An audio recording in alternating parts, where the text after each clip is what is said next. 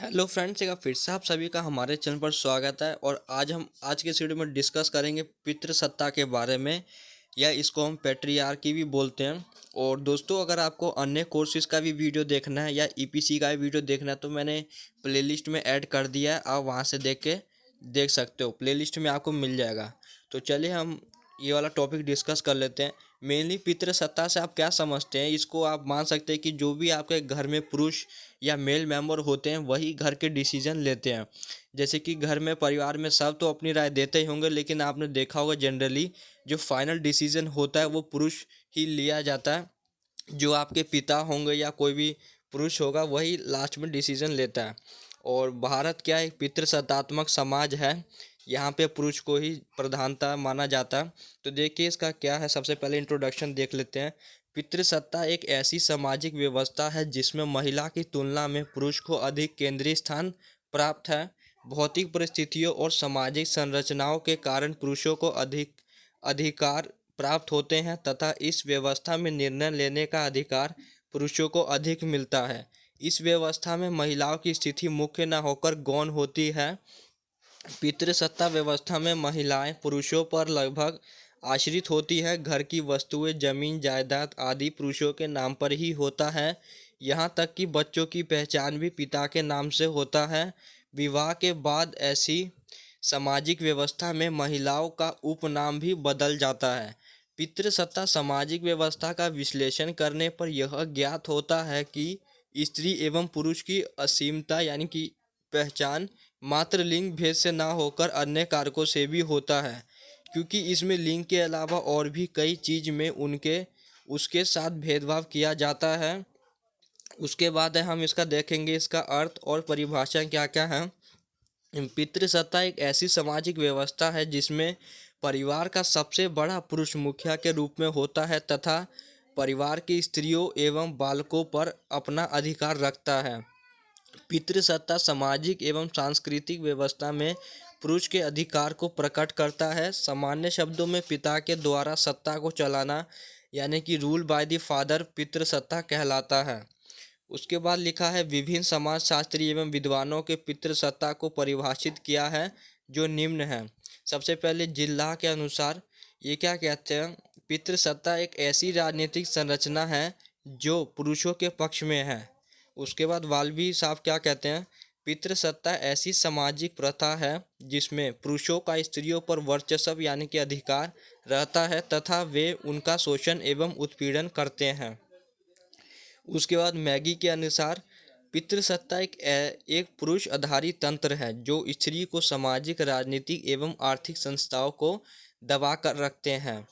उमा चक्रवर्ती के अनुसार पितृसत्तात्मक व्यवस्था में स्त्रियों के जीवन के विभिन्न पहलुओं पर पुरुषों का नियंत्रण रहता है। इसके बाद देखेंगे पितृसत्ता का उदय कहाँ से होता है, ओरिजिन ऑफ पैट्रियार्की। पितृसत्ता का उदय कैसे हुआ या पितृसत्ता के उदय एवं विकास के लिए कौन कौन से कारक जिम्मेदार हैं, ऐसे प्रश्नों को लेकर विभिन्न विद्वानों में अभी तक मतभेद है। लेकिन कुछ विद्वानों ने पितृसत्ता के ऐतिहासिक उदय के निम्नलिखित कारण बताए हैं। पहला कारण यह है कि इतिहास लेखन में पुरुषों का वर्चस्व रहा है, जिसके कारण इतिहास लेखन में स्त्रियों की पहचान की अवहेलना स्वाभाविक रूप से होगी। इतिहास में महिलाओं को एवं भारत के संदर्भ में अधिकतर धार्मिक संस्थाओं के द्वारा महिलाओं को दबाए रखा गया था। उसके बाद है दूसरा कारण यह है कि इतिहास लेखन में इतिहास स्वयं भी पितृसत्ता व्यवस्था का हिस्सा था। उसके बाद है इसकी हम विशेषताएं देखेंगे, क्या क्या विशेषताएं होती है पितृसत्ता की। तो सबसे पहला है पितृसत्ता एक सामाजिक प्रणाली है। यह एक पारिवारिक प्रणाली है जिसमें पुरुष की भूमिका स्त्रियों की भूमिकाओं से ऊपर होता है। उसके बाद है पितृसत्तात्मक व्यवस्था में समाज, अर्थव्यवस्था, राज्य धर्म इत्यादि में पुरुष का ही अधिकतर होता है। पितृसत्तात्मक व्यवस्था में पुरुष समस्त गतिविधियों का केंद्र बिंदु होता है, अर्थात परिवार की समस्त क्रियाएं उसी के चारों ओर घूमती हैं। पितृसत्तात्मक व्यवस्था में समस्त महत्वपूर्ण निर्णय पुरुषों के द्वारा ही लिया जाता है।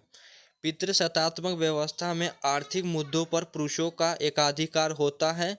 पितृसत्तात्मक व्यवस्था में महिलाओं की स्थिति मुख्य न होकर गौण होती है। यहाँ पे आप गौन से आप समझ सकते हो कि यहाँ पे उनको कुछ मतलब साइलेंट रहना पड़ता है, इस तरह से आप इसको समझ सकते हो।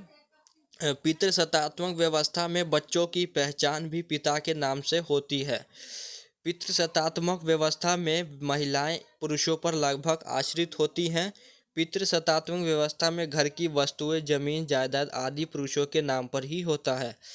तो ये सब इसकी विशेषताएं थी। उसके बाद हम देखेंगे क्या क्या इसके दोष है, इसका क्या क्या डीमेरिट सब है। तो पहला है, पितृसत्तात्मक व्यवस्था में स्त्रियों का पूर्णतः अपेक्षा होती है, जिसके उनके विकास का मार्ग अवरुद्ध हो जाता है।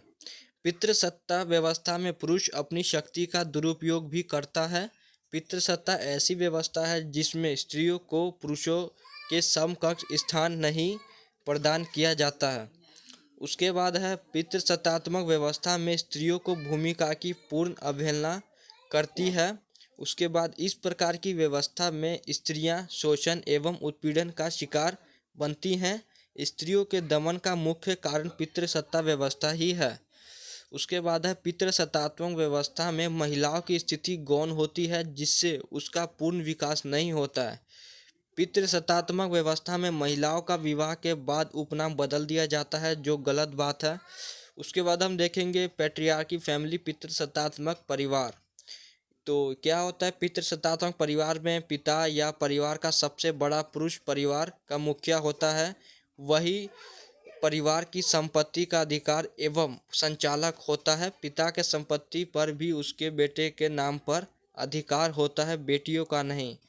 पिता की मृत्यु के बाद ही बड़ा बेटा परिवार का मुखिया बनता है। परिवार संबंधी सभी मामलों में उसकी ही बात आखिरी मानी जाती है।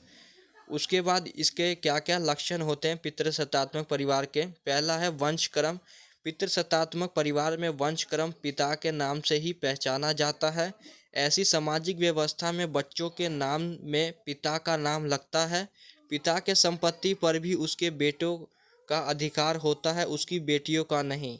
पिता के मृत्यु के बाद भी बड़ा बेटा परिवार का मुखिया बनता है और अपनी पिता के विरासत को आगे बढ़ाता है।